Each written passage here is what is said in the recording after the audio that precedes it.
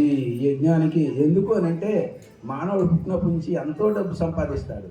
ఇప్పుడు చూడండి, దీనికి ఒక 1000 రూపాయలు ఉంటే 1000 రూపాయలు కార్యక్రమానికి ఇవ్వాలంటే ఆలోచిస్తాడు మనిషి. ఏదైనా అనారోగ్యం వచ్చింది అనుకోండి, హాస్పిటల్కి పోయినాడు అనుకోండి, అయ్యా 4 లక్షలు అవుతుంది అని చెప్తే అప్పుడు ఏం ఆలోచిస్తాడా? ఆ భూమి అమ్మేసో, ఇల్లు అమ్మేసో, బంగారం అమ్మేసో మొత్తం తీసుకుని పోతాడు. దీనికి మాత్రం 1000 రూపాయలు ఉంటే 1000 రూపాయలు ఇవ్వాలంటే ఆలోచిస్తాడనమాట. ఎందుకు అట్లా ఆలోచిస్తాడు అని అంటే పుణ్యం ఉండాలి. మంచి పని చేయటానికి పుణ్యం ఉండాలి. పుణ్యం ఉంటే బుద్ధి పుడుతుంది, పుణ్యం లేకపోతే బుద్ధి పుట్టదు. పాపం పని చేయడానికి ఆ పాపం ఉంటుంది అనమాట. అందుకని ఎక్కువగా ఆ పనులు చేయడానికి మనసు అంగీకరిస్తుంది అనమాట. ఆ విధంగా మీరందరూ పుణ్యాత్ములు కాబట్టే ఇటువంటి కార్యక్రమాలన్నీ కూడా నిర్వహిస్తూ ఉన్నారు. ఇప్పుడు మనకు అయితే సమయం మనకు లేదు. ఇప్పుడు పూజ్యపాదులు శ్రీ ప్రకాశానందగిరి స్వామి వారు వచ్చారు. వారు చిన్నప్పటి నుంచి కూడా బ్రహ్మచారిగా ఉంటూ బొంబాయిలో వారు అధ్యయనం చేశారు. చిన్మయ మిషన్లో ఉపన్యాసం ఎంతసేపు అయినా చెప్పగలరు, కానీ మనకి సమయం లేదు కాబట్టి ఉన్న సమయంలోనే గుప్తంగా ఇప్పుడు ఉపన్యాసాలు లేవు, ఆశీర్వాదాలు అన్నమాట. ఇప్పుడు స్వామివారు వారి యొక్క అమూల్యమైనటువంటి ఆశీర్వాదాన్ని అందించవలసిందిగా మనవి.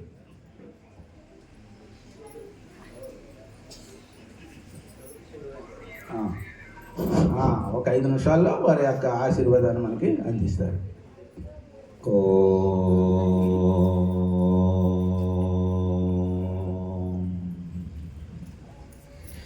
విశ్వం దర్పణ దృశ్యమాన నగరి తుల్యం నిజాంతర్గతం పశ్యన్నాత్మని మాయయా బహిర్భూతం యథా నిద్రయా సాక్షాత్ కురుతే ప్రబోధ సమయే స్వాత్మానమేవాద్వయం తస్మై శ్రీ గురుమూర్తయే నమైదం శ్రీ దక్షిణామూర్తయే. ఓం నమ సభాయై సభాపతిభ్యశ్చ. ఆత్మస్వరూప బంధులారా,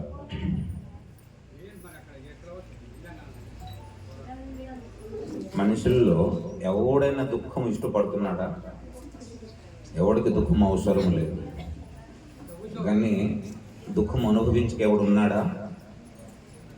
ఏదో రూపంగా ఒకటే దుఃఖం ఉంటుంది. ఎవడికి డబ్బు లేదు, డబ్బు ఉండిందోడికి దుఃఖం ఉండదా? ఎవడికి పెళ్ళి లేదు, పెళ్ళి ఉండిందోడికి ఉంటుందా?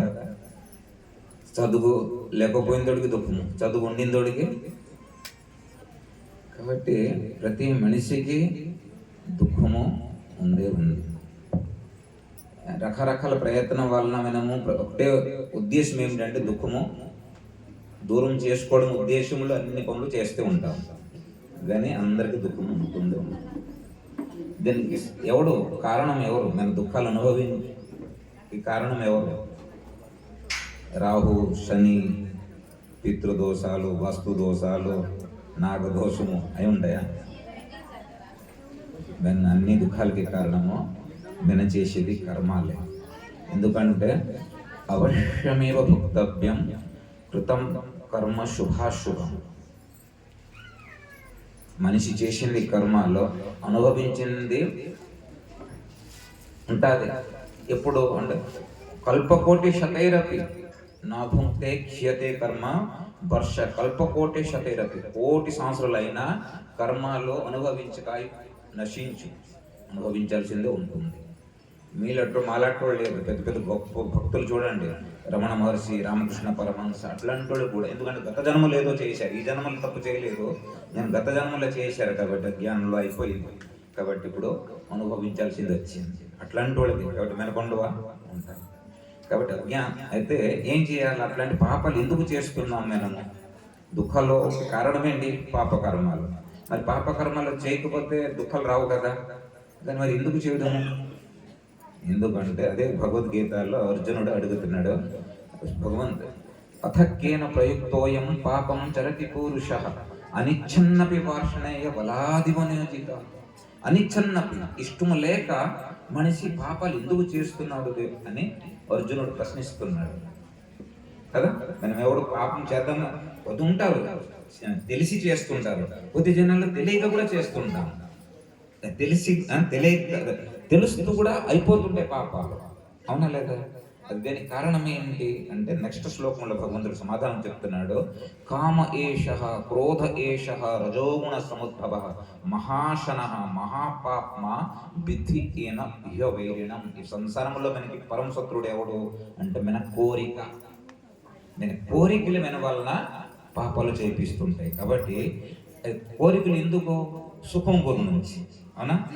సుఖం, ఇది తింటే సుఖం అవుతుంది, అక్కడికి వెళ్తే సుఖం అవుతుంది, ఇది తీసుకుంటే బాగుంటుంది. అదే కోరికలు పెంచుతుంటే మన పాపాలు అవుతూ ఉంటాయి.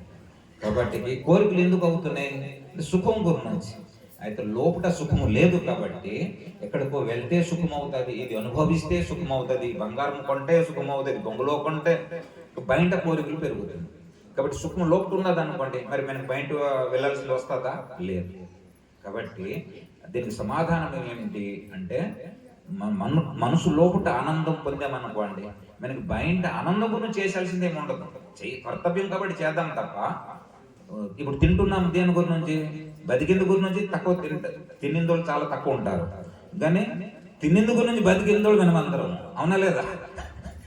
కాబట్టి బతికిందుకు తింటే పర్వాలేదు, కానీ తిన్నిందుకు బతికితే ఎన్ని రకాల వంటలు అట్ల పంటలు ఇవన్నీ ఏంటి? సుఖం గురించి. కాబట్టి మనము సుఖం గురించి ఏది ప్రయత్నిస్తున్నామో అదే దుఃఖాల్లో మారుతుంది. కాబట్టి మనం ఏం చేయాలా? తస్మాత్ సర్వేషు కాలేషు మా మనుస్మర యుద్ధ. అంటే యుద్ధం అంటే కర్తవ్యం. జీవితం ఒక యుద్ధమే, కర్మలు చేయాల్సి ఉంటుంది. కానీ అలాగా అంటే కర్మలు అంటుకూడదు. ఇప్పుడు కర్మల్లో అంటుకుంటున్నాయి మేము. అదేం చేయాలి? మా మనుస్మరం, ప్రతి క్షణం, ఒక క్షణము కూడా, ఒక శ్వాసం కూడా భగవత స్మరణ విన ఉండకూడదు, వెళ్ళకూడదు. అలాగా మనం లోపల భగవత స్మరణం ఉంటుంది. బయట ఏం కర్మలు చేసామనుకోండి, అప్పుడు కర్మలు మనకు అంటుకో. లోపల ఒక ఆనందం ఉంటుంది, భగవత నామస్మరణలో ఒక ఆనందం ఉంటుంది. కాబట్టి మనం ఆనందం గురించి ఏం చేయము. నా ఆనందం నా లోపల ఉంది, మరి ఎందుకు చేస్తున్నావు? కర్తవ్యము కాబట్టి, నాకు ఒక బాధ్యత కాబట్టి నేను చేస్తున్నాను తప్ప నానేం ఆశించను. అప్పుడు నీ జీవితం అలాగైపోతుంది. అబ్బో ఋషులు అయిపోతారు. కానీ అంతకు పట్టించుకుంటే మనకు చాలు. ప్రతి సమయంలో ఇందుకో మాట ఒకటి పట్టుకుంటే ఏది చేసినా ఒక క్షణము, ఒక శ్వాసము భగవత స్మరణ మీద పోతే కోటి రూపాయలు పోతే వస్తాయి. మనం వెళ్ళింది క్షణం వస్తుందా? తెరగా రాదు కదా. మణిజనం పోతే మనం ఆవులో కుక్క అయినాం అనుకోండి, పిల్లి అయినాం అనుకోండి, రామరామ చేద్దామా? లేదు కదా. ఈ మనిషి జనంలో చేయగలము. కాబట్టి ఇట్లాంటి అవసరము నష్ట చేయకూడదు. ప్రతి క్షణము ఆంజనేయుడు ఈరోజు చూడండి, ఎక్కడెక్కడ చూస్తారు మీరు, ఆంజనేయ గుడి ఉంది, ఇక్కడ రాముడు ఉన్నాడా? లేకపోవచ్చు. కానీ రాముడు గుడిలో ఆంజనేయ ఉంటాడా? రాముడు గుడిలో ఆంజనేయులు ఉండాల్సింది. కానీ ఆంజనేయుడి గుడిలో రాముడు లేకపోతే కూడా ఆంజనేయుడు ఇండిపెండెంట్. చూడండి భక్తుడికి భగవంతుడు ఎంత మీదకి ఎత్తినాడు. ఇందుకు ఆ రామనామ స్మరణంలో చూడండి ఎంత స్థాయికి చేరినారు. కాబట్టి మన జీవితంలో ఇది ఒకటి పట్టుకుంటాము, రామనామం, సతత భగవంతుడి పేరు. ఏదో కానీ ఒక భగవంతుడి పేరు, అన్ని భగవంతుడి పేర్లే. అది ఒక పేరు పట్టుకుంటూ మన జీవితము ఎంతకాలం బతుకుతామో, బతికితే ఆనందము, సస్తే భగవంతుడిలో కలిసిపోతాము. కాబట్టి రెండు వైపులు ఆనందమే ఆనందం. సచ్చినందుకు మరి భయం ఉండదు. లేకపోతే మీరు కోట్లు సంపాదించండి, భయం పోతండి. ఇంద్రుడికి భయం పోదు, మీకు ఎలా భయం పోతుంది? అవునా లేదా? కాబట్టి సరే, సంపద ఆస్తులు సంపాదించుకుంటూ వద్దనుకోము. ఇక్కడ ఉంటే కొద్ది మంచి పనులు పెడతారు, మాకు కూడా దక్షిణాలు పెడతారు కదా, కాబట్టి పర్వాలేదు. కానీ అస్సలు సంపాదించుకుని మనిషి జీవితం లేనిది రామనామం. అవునా? ఓం శాంతి శాంతి శాంతి.